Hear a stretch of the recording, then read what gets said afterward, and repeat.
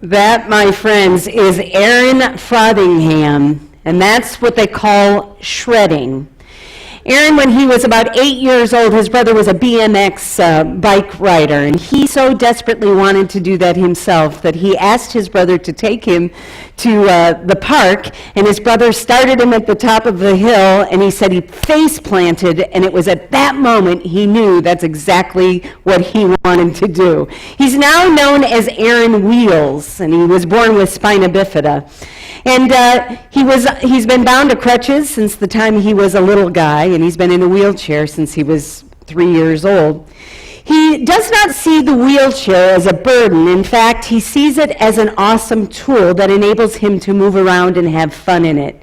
He says, and I quote, "I have wheels stuck to my butt. I mean, what more fun could that be?"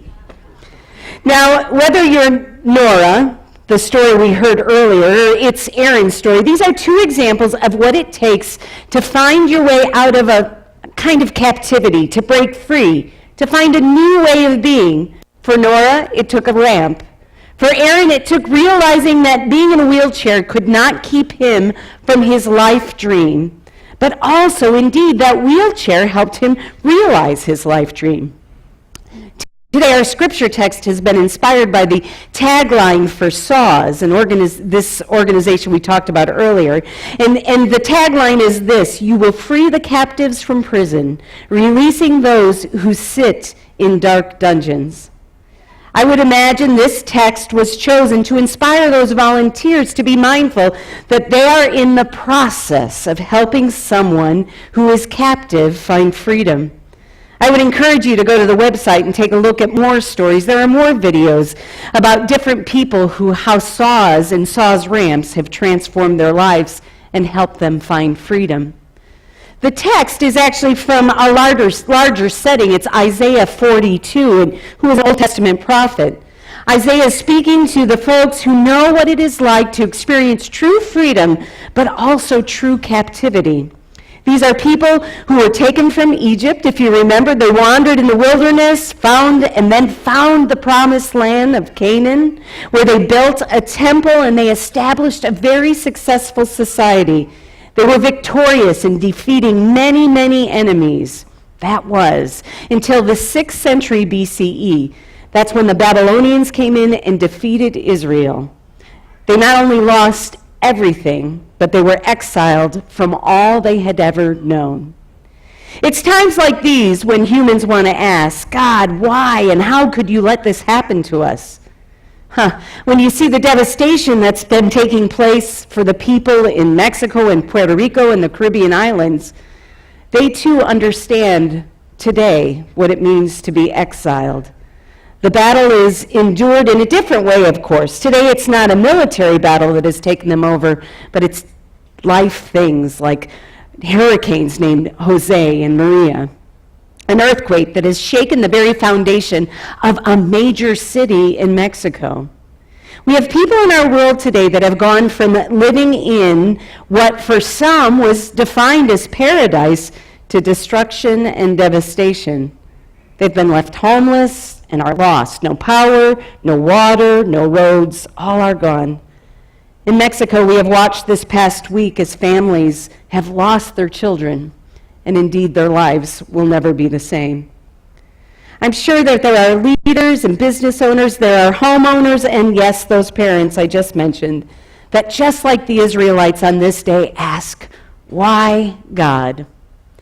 So just as the prophet spoke then to the Israelites, the prophet speaks to us again today and reminds us just who God is, a God who is with us.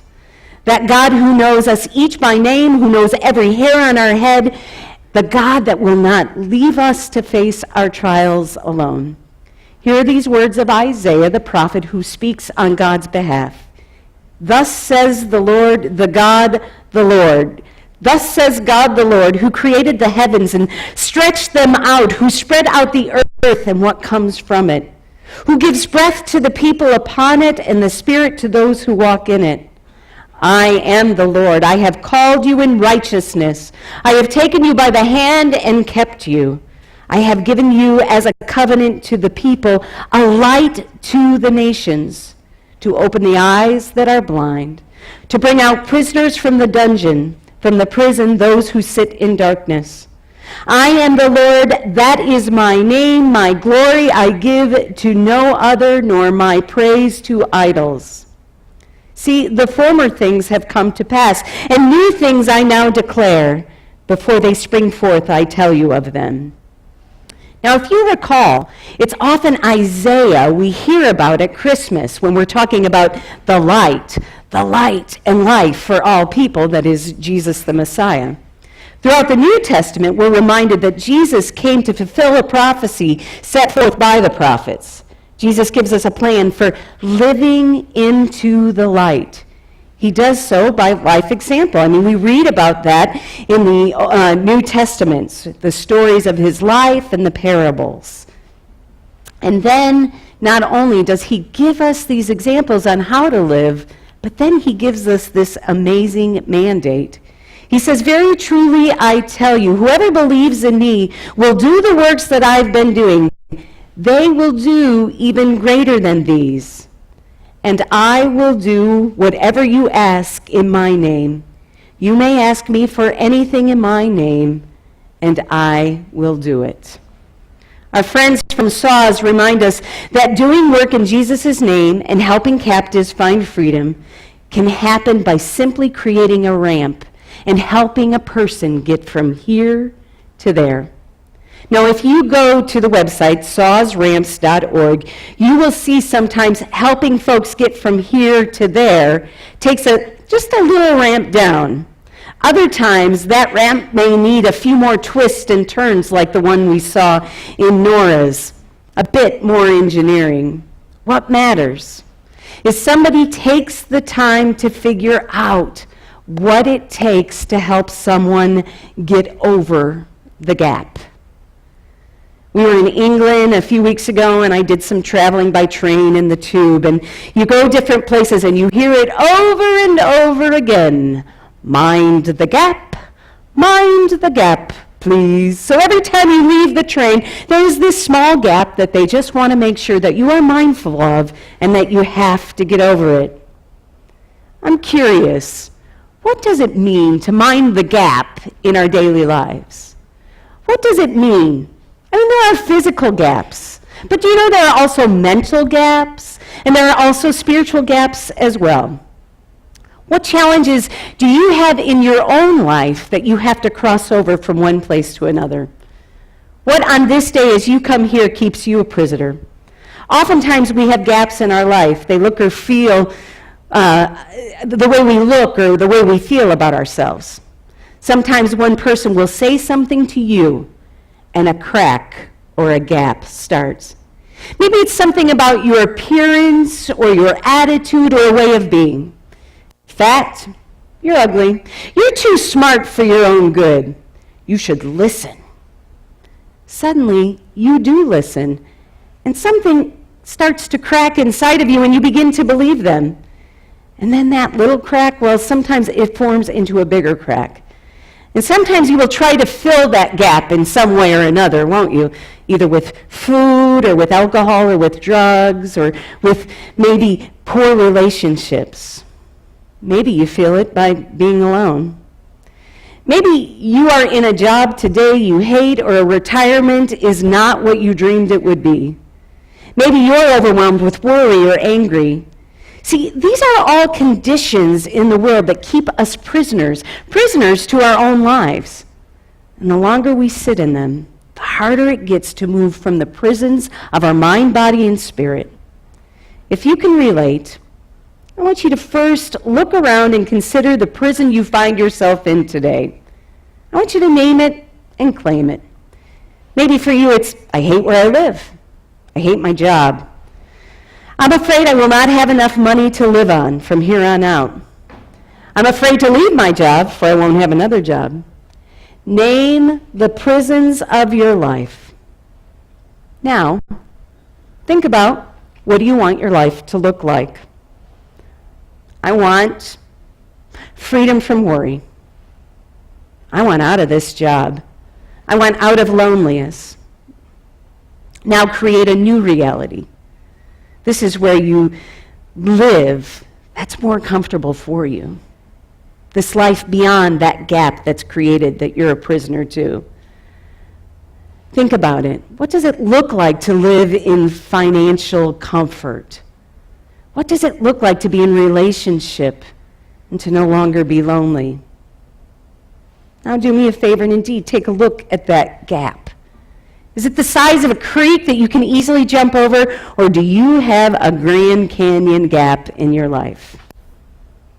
Now, whatever that gap is, small or big, do me a favor and look on the other side. Be mindful that that power you're feeling, naming and claiming it, that energy you're feeling that's trying to enter your life, maybe right now, is God. The God who created the universe. The God who knows pain and struggle, your pain and struggle, others' pains and struggles. A God who wishes to help you no matter what size the gap is. A God who put one on the other side of that gap. That light, that life, Jesus, who offers you a hand over the gaps of your life. Now, as you consider these gaps of your life, it may be a simple gap that you can jump over, or it may take some engineering, a little recovery, a little therapy. No matter what it takes, friends, we do not have to be prisoners or live our lives in fear. For God loves us more than we'll ever know. God gives us what we need to face the gaps and to jump over those gaps of our life.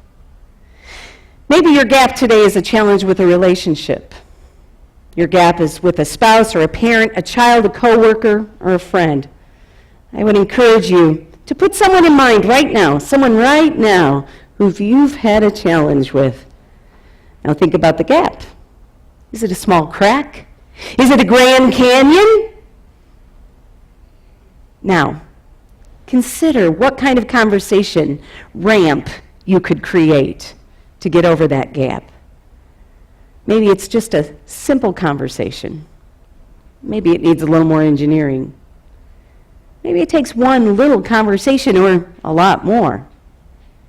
Well, be mindful that the main goal is to get rid of the prisons of your life and the gaps in your life. The main goal is to be mindful that you love a God that fulfills you and fulfills this world, and you have a Jesus that stands on the other gaps of your life, offering you a hand to get over it. Perhaps as you come here today, you are mindful of the pain in the world and wondering what you might be able to do to fill that gap in some way or another and make a difference. Remember the text, Jesus said, I've done some pretty great things, but I've left you here. And you're not only going to do great things, but you're going to do more, which profounds me, in my name. Think just about the messages we've shared in the garden in the last few weeks. How you can create and help overcome those gaps of life and create a new beginning for others. A couple of weeks ago, we traced the challenges that youth have with bullying in today's world. Being bullied, or even being the bullier, is indeed a prison. Can you bridge a gap by reaching out to a youth, by committing to the text the messages of love and support, taking them out and listening to them and writing them a text to let them know they are not alone? Contacting a school to see if you could join in some kind of an effort, just an hour a week? Last week we discussed the pain that's come with these hurricanes and all of these terrible things that are happening in this world. Consider today, if you have property in Florida or if you've been to Florida, the gap between you and those who lost so much, and how you can be that hand of Jesus reaching over to say, I'm here and I love you. For those of us who were at the Baptist Retreat Center, we know that in the Harry Chapin food pantry not too long ago, if you are on their email list, or if you've even checked, yes, they sustained some damage, but they are still providing care and need for the community. Perhaps now is the time for us to consider how we continue to be the hand of Jesus that overcomes the gaps of life. Perhaps your overcoming the gap is creating one of those hurricane buckets, which today is the last day you can do that. Just go and pick up a bucket and fill it up and take it over to St. Luke's. See, big gaps, little gaps, it doesn't matter. We have a love and a light that can overcome all circumstances. We have a Jesus who reaches out and simply asks us to do the same. Many, many, many years ago, I was on a trip with some youth. In fact, I was a volunteer at the time. I was on this work trip with these youth, and we were in Kentucky, in the hills of Kentucky, and we were helping out with Habitat for Humanity. And it was one of those trips, if you go on Habitat trips, this happens every now and then. We had more hands than we had work for. And so day after day, we would take these kids to these different homes, and we were actually on cleanup duty, and they would go to work cleaning up, and those of us who were volunteers had to kind of stand back a little bit and not really do as much as the youth. And one volunteer in particular who had amazing gifts and skills and talents for building and all kinds of things, I could tell was a little frustrated. So I went to the program guy and I said, hey, I don't know if there's something else that we could be doing, but just let me know. We had enough volunteers to be with the kids, and he said, well, you know what? I actually do have a project. I have a project that I just need 2 people for, and I can't have any kids go and participate in this project. I need to build a new stoop from a trailer outside. The stoop is deteriorated, it's been rotten, and I need this stoop built. So he gave us the address, and he again said, please do not bring any of the youth with you, just the 2 of you. So me and my buddy Ken went. And we were greeted we went to the address, and we were greeted by this big chain at the end of the driveway that said, no trespassing, keep out. So I said, Ken, I'll go in and I'll get the key to the chain. And so as I start walking in, I am greeted by 2 really kind of frightening looking large dogs. And the dogs are tumbling towards me, followed by 2 of the dirtiest kids, little boys, that I have ever seen in my whole life. One little boy had on pink shorts and no t-shirt. The other boy, I think it was underwear, I don't know. But man, these kids were dirty. And I didn't know who to be more afraid of, the kids or the dogs. Soon those dogs were running at me, and Ken, the brilliant man he was, took a Slim Jim out of his pocket and cut it in half, and suddenly the dogs who I thought were going to take me over were the friendliest dogs you could ever meet in your whole life. So we made our way to the house, and I asked the little boy to go in and ask for the key to the gate, at which point I heard this yelling coming from inside over the TV, the Jerry Springer or whatever it was that was on the TV. And she, expletive said she clearly didn't know where the key was. So it was at that point we went back. We got all the tools that we needed that we couldn't drive in because we couldn't get around the gate. We worked all that day, having the boys right on our back, working with us every minute of the way. And we worked hard that day, and sure enough, as desperately as we wanted this work to be done, it became clear that it was a 2-day job. Now, I have to tell you, I heard the TV the entire time we were there, but we never saw an adult ever in the whole day that we worked. With the boys that day had been riding around on bikes that literally had no tires. I don't know how they were riding around.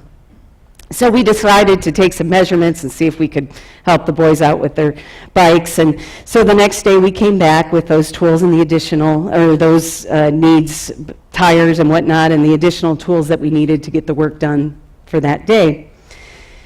We completed the work that day. Again, TV blaring from inside, never seeing an adult. Periodically, she would yell out at the kids, expletive, be quiet or whatever it was that was going wrong. And eventually, we finished the work that day. We were able to get the boys' bikes fixed. They were in heaven. It was fantastic. We called the guy. He came and looked at the work we did, and he said, you did a great job, except it's not up to code. I looked around the yard. A sea of dead appliances, a sea of dead cars, a sea of awful things that would kill just about anybody who went out there. And I suddenly thought, really? We're going to talk about code. But he made it clear we needed rails. It was not up to code. So now what we thought was a one-day job turned into a 3-day job. So we left, we went, got the rest of the materials we needed, and as we were checking out, I noticed there were some dish towels there at the checkout, and for some reason, I don't know, I grabbed them, I threw them on the belt, and we paid for them with the rest of the wood, and we finished the job. After we finished the job, I started making my way back and putting tools away, and I saw those dish towels. So I took those dish towels with me, and I said to the boys, hey, take these to your mom, say they're from you, and tell her to have a really good day. The little boy made his way up this brand new step, which he was so very, very proud of, and he took those towels to his mom as we finished cleaning up the tools and started walking away. Then I heard this voice. I heard this voice say, hey, you! And I turned around to see one of the largest women I have ever seen in the whole of my life. She said, yeah, you! Come here! And bring that old man with you. We started making our way back to the trailer. And she said, come in! We came in. Sit down! We sat down at her table, and she proceeded to put 3 napkins down and pull out 3 Tupperware cups. You know the little Tupperware cups, the yellow ones and the green ones and the blue ones, and she pulled 3 of them out. She went to her refrigerator and she pulled out a bottle of Pepsi and she opened it up and she poured Pepsi in each one of the glasses. Then she took those big old hands and took a bag of Doritos off of the top of the refrigerator and opened it up, and then took those big old hands and she put them right in that bag, and she plopped 3 things of Doritos on the napkins in front of us. We looked at one another and we started to eat. She then said, what you done for me is really nice, and I thank you. She went on to talk about the fact that her husband had done something terrible and was incarcerated. She went on to say that the last time she had left the house, that the stoop broke, and it was about 18 months before, and she couldn't get out of that house. What you done for me is real nice. What you done for my boys is real nice. She went on to say that she was going to go and get her boys signed up for school. That was the very first thing she was going to do. I'm not sure because she was concerned about their education or she wanted a little peace. I'm not sure. But she said over and over again, what you done was real nice. For me, that was by far one of the holiest communion experiences I have ever had in my life. Friends, there are all kinds of people in this world with broken stoops. They just need a little love. And Jesus is going to use me and you to share that love. Will you pray with me?